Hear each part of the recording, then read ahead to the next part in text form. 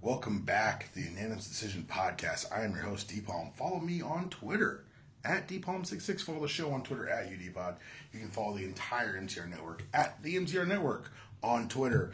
It's the best place to follow to make sure you get everything that we do, from politics to gaming to comic books to TV to movies to, of course, sports to science to relationships. We got everything for you, particularly if you give us that $8 a month, go premium. It's a very, very small amount, but it's a great way to get tons more content and help out the network. It allows us to do things like New York Con and other things that are coming up around the bend. Now that you found the show, make sure you please don't lose the show. Do me a huge favor. It takes about 10 seconds. Go ahead on whatever device you're using, whatever method you get your podcast, and subscribe.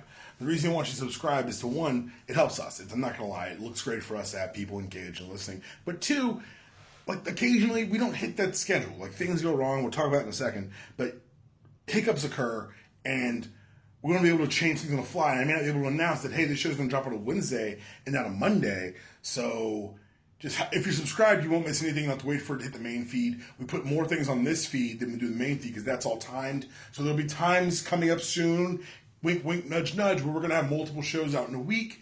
And to make sure you don't miss any of those, make sure you subscribe in the iTunes Store or wherever you get your podcasts. Now that you subscribe, do me a huge favor and leave us a 5-star review. That last thing I said would take 10 seconds. This will take about 12 to 11, depending on how quick or how long you want to take to write.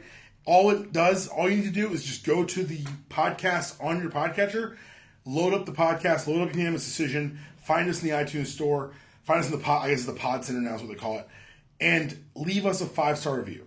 If you leave a 5-star review, any words that you type up will be read on the air because, honestly, it's a great way to get you engaged, a great way to have your voice heard, and it's nice to hear sometimes the mean things, but occasionally the nice things that people want to say to me. Last week, I missed a review, and I want to make sure I get it this week. It's from Will Ozone. It says, it's titled, Best Non-Major Media Podcast. This is one of the best sportscasts not on a major network around. Always good facts, excellent points, and a different perspective. Subscribe today. You won't be disappointed.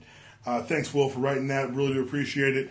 And what's what we try to do? We try to bring that little bit of MTR flavor, MTR, like the lens with which we view the world, and apply it to sports. Maybe a little bit more cerebral than some of the talking heads that we've seen on television lately. So you're wondering, what could have possibly led us awry? Why didn't we get a show on Monday? Pitchfork D-Palm, check blame D-Palm, check blame D-Palm. No, what happened was, for the second time since I've been using the podcast service that I'm using to record, and just so a little peek behind the curtain, everyone at MTR records differently. We all have our different methods, and we're trying to find probably the best one so we can move forward as a network. But I use Zencastr, and for the second time since being a paying subscriber, I've had audio issues with the podcast. You guys remember the caveat in front of the L Brothers podcast. And then this podcast, it was my side's audio, just pretty much unusable. Chris and I tried to clean it up for a couple of days. Huge apologies to our guest, Jaden. You can follow her on Twitter, at Jessica Saxona.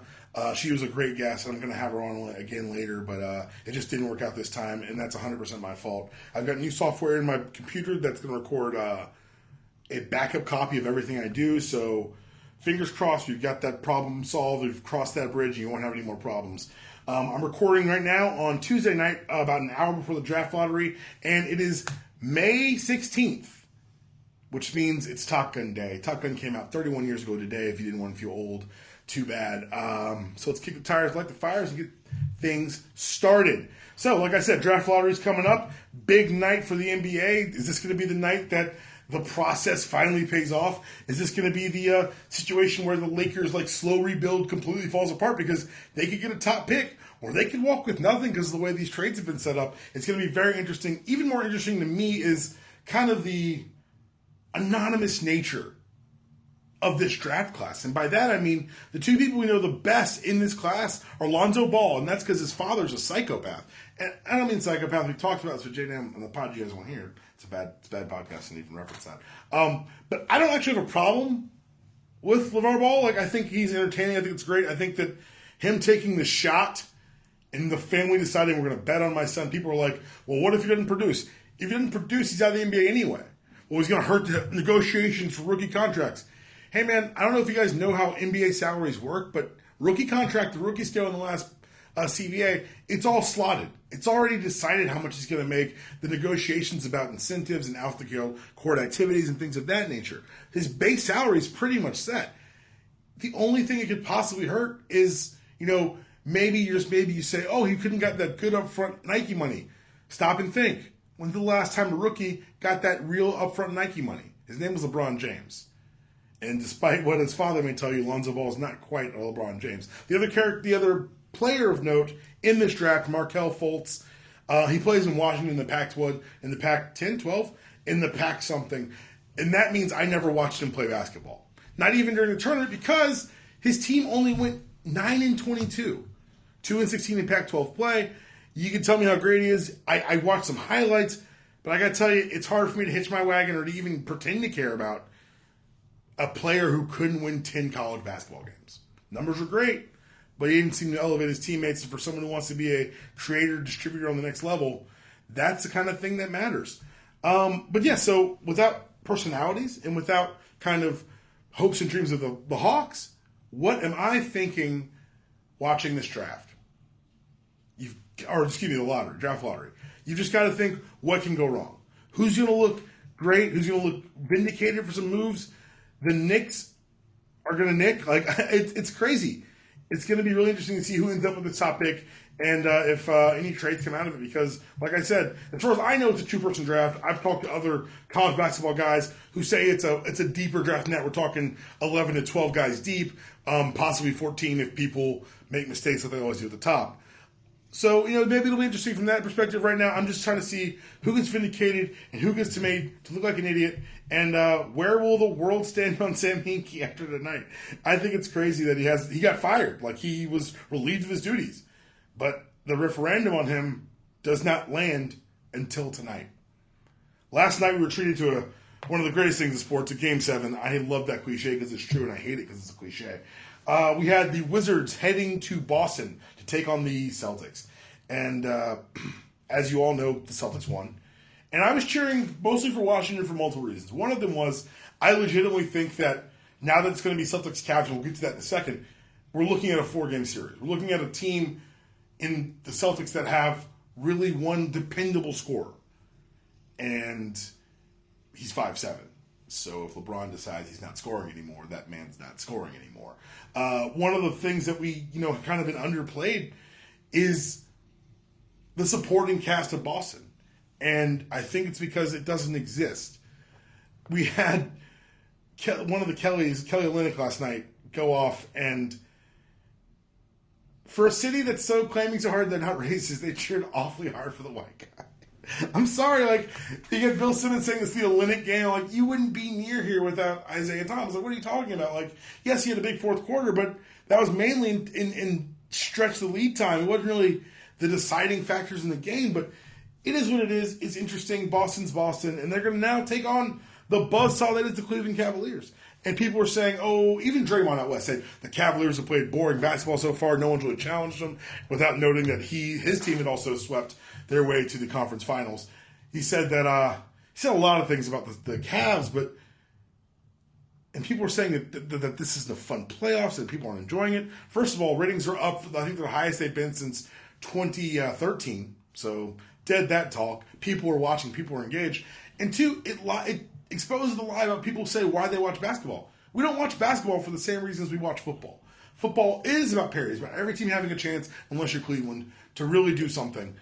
And basketball's not about that. Basketball's always been a star-driven sport. Well, in my day, it was more teams. No, it wasn't. Because we're naming guys. We're not saying, that unit was great. Nah, Magic was great. Bird was great. Sure, the 86 Celtics was a great team, but we always talk about Bird first, and he gets the longest paragraph. Because it's a star-driven league, and that's never going to change.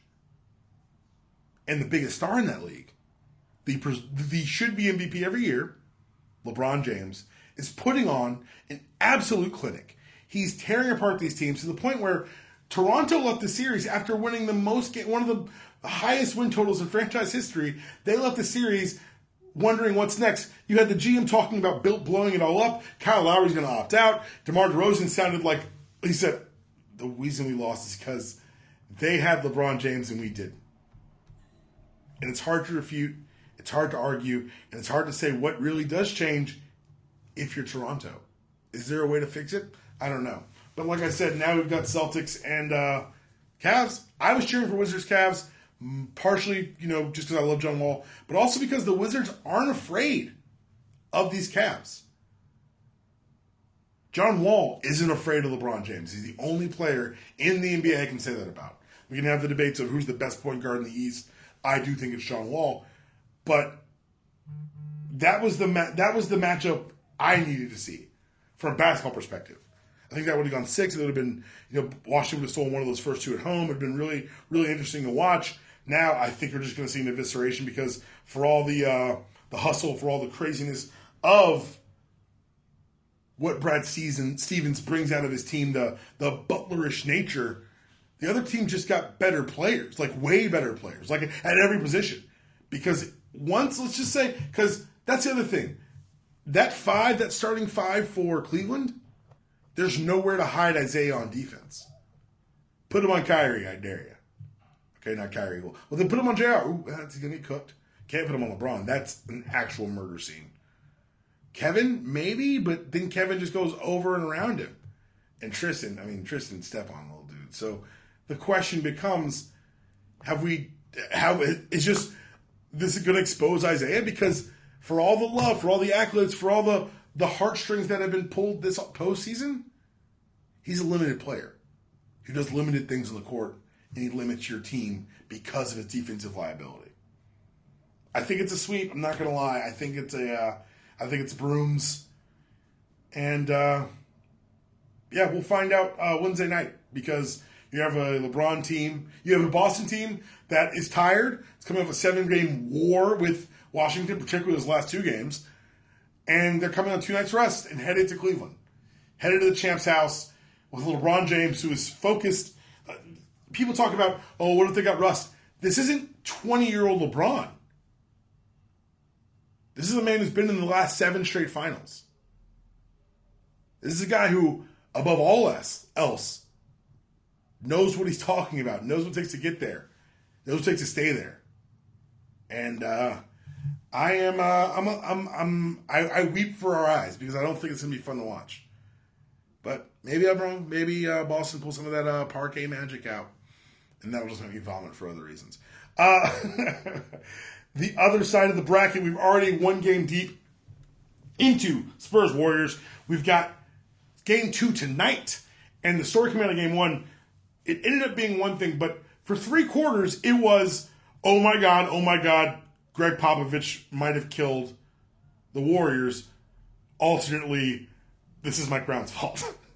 The Warriors experimented some lineups that weren't, I don't think, the most conducive. I think that when the Spurs got off that hot start, Mike Brown kind of panicked and tried to play to what the Spurs do. You saw them not using Draymond at the 5, going a little bit bigger to try to match up with the Spurs. But the reason the Warriors is because they do what they do, and damn what you're trying.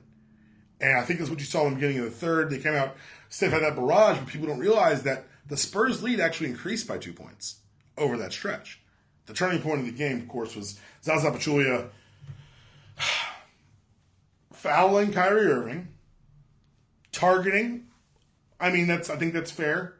The injured ankle, and finding a way to get Kawhi out of the game. And we've heard there's the pop audios out there. I know you've heard everywhere you listen to sports this week.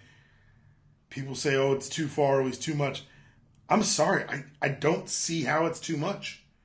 I don't see how questioning if a player who has a history of overly aggressive on-court actions, we're talking almost breaking Kawhi's arm last year. We're talking about some of the scuffles he had against his now teammate David West when he was with the Spurs, when Zaza was in Dallas, some of those heated battles from last year.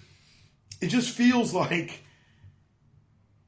a reasonable thing to ask if Zaza had intent. Of course, as I said, there was no intent. It was an accident. And maybe there was, maybe it wasn't. But I have to defer to someone that's being brought up a lot in this whole case because the argument against it is that, Bruce Bowen played for the Spurs and he's filthy. Bowen, you loved it when it was working for you. Well, first of all, duh. But second of all, Bruce Bowen was an elite defender. Bruce Bowen, we'll get to the other stuff in a second. Bruce Bowen was the guy who would sit out there and shut down people. He also admits to stepping under shooters. Some would say this disqualifies him from the conversation. I say it makes him the expert we need. He has come out and said unequivocally that Zaza Pachulia's closeout was intentional and definitely dangerous. I've talked to other NBA fans who have confirmed, people who know a lot more than me about the league, who have confirmed that the rule that Popovich cited was indeed in place for years, designed to prevent this very action. Bruce Bowen's the expert. Bruce Bowen is the guy. I'm going to read the quote here that he gave to Bleacher Report today. The thing is, now that I've seen all the stuff going around on social media and all the things people are saying, and a lot of it involves me, well, I used to hate it when people called me dirty. I used to think it was unfair when people just piggyback on what other people say, and I still do. That play, yeah, I watched it, and yeah, I thought he took an extra step. Plenty of time to stop where he did, but he continued moving in the direction of Kawhi. Kyrie. That seems like it's intentional, and it's definitely dangerous. What was his intent, Bowen said? You can rewind something 5 times to convince yourself of anything. What I saw, he kept moving in the direction after he contested the shot. You know, you have to let a player come down. He kept walking that space. So for me, that says more about intent. Honestly, you might just run by the shooter. You're talking about a big man now. And how often do they close out in the three-point shooter? So whether it's Pau Gasol or Karl-Anthony Towns, they stay put. There's no technique with bigs. They usually stop short and put their hands up because of their length. But Zaza kept going and took the extra steps. I don't know what's going to happen with Zaza. But if it happened to me, I know what would happen. Suspended. Now, you can say that he's a dirty player, admittedly so, and that disqualifies him from being a part of the conversation. Like I said, he's an expert. He knows what he's talking about. He knows the extra things, the little edges he would cut, the corners he would cut to try to get that edge. And I don't know. It's like you said, it's an intent thing. You can watch it 5 times. I think it clearly was designed to do what it did. And now, as we sit on the cusp of Game 2, Kawhi's out, and it looks like a series that could have turned into a series. I remind you, the Spurs were blowing the doors off of the Warriors. It wasn't like, oh, they got a little run. No. The Warriors, after Kawhi went out on an 18-0 run and were still down 7. It was a beat them down in process.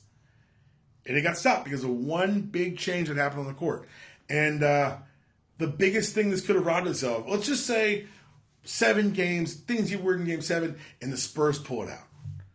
Well, then I've got to cheer for the Spurs against the Cavs. And you know why? Because I'm pretty convinced that Greg Popovich would punch Donald Trump if he visited the White House. I'm not saying 100%. I know Tyronn Lue wouldn't. He got stepped over by Iverson and knew nothing. He's not about it. Brad Stevens would. I'm not going to speculate about Brad Stevens' opinion on Donald Trump. He does. I'm just not.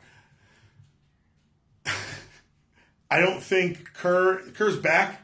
Won't let him get the full swing. I think he's got it in him to swing, but he's hurt. Mike Brown definitely won't swing.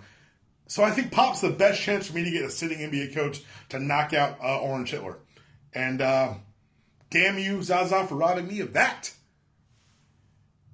I do think that now it's over. I think it's a wrap. I think the Warriors win in 4. Maybe they get a great Kawhi game in Game 3 or 4, but maybe they can steal one and keep it to 5. But I think this is a sweep in the making, and we're here. We're exactly where we thought we'd be, and it's a good place to be because Warriors Cavs Part 3. They're gonna book the hell out of it, as they say in wrestling terms, and it's gonna be a lot of fun. MVP of the week. My MVP is back this week. This is something that, I want to just take away from things like basketball and football and talk about something that's real, something that affects us all. CT won the challenge last week and really saved America's 5th professional sport. Now, some of you are laughing, like, what did you talking about the challenge? The Real World Road Rules Challenge, talked about with Felder last week, America's 5th major sport. The reunion tonight hosted by The Miz. I'll be watching that before the Spurs Warriors. If they'd have let there's another competitor named Nelson. He's an idiot. He's the dumbest person I've seen on one of these shows. Not saying a lot. He was an embarrassment, and it was close. But CT keeping that win adds legitimacy to the whole thing. It makes me not have to give up a show that I probably should have given up, honestly, about a decade ago. But still here, still standing, still strong. All right, guys. Well, that was all for this week. Like I said, a short little midweek pod just because last weekend's got a race. It is what it is. I promise we're going to have J-Dan on again at Jessica Saxon on Twitter. Make sure you follow her. She's an amazing follow for sports, for stuff outside of sports. Her Chris Brown fandom's a little weird, but beyond that, she's real cool peoples. And it was great to finally talk to her in real life. NegroCon's coming up in June. I hope you got your tickets because they sold out in 48 hours. I was wrong about how long they would last. I lied to you all on podcast last week, and I apologize. However, this event is at a bar. The event is from 6 to 10. I venture to guess if you were to wander nearby NegroCon at around 10:15, we wouldn't exactly be throwing ourselves out. Me, myself, I'm on vacation. I'm flying up. I'm taking the weekend for myself. It's going to be a lot of fun. And so, yeah, if you guys didn't get tickets, couldn't get tickets, we apologize. We'll see what we're going to do next time. But swing by RFD. After the show, we'll be hanging out, taking pictures, drinking, telling stories, and generally being our wonderful selves. And that is all I've got for today. We're going to be back this coming weekend with another great guest. And this one, I promise, will get posted in time, on time, and at the right time. That was your show. This is your outro. See you guys next week.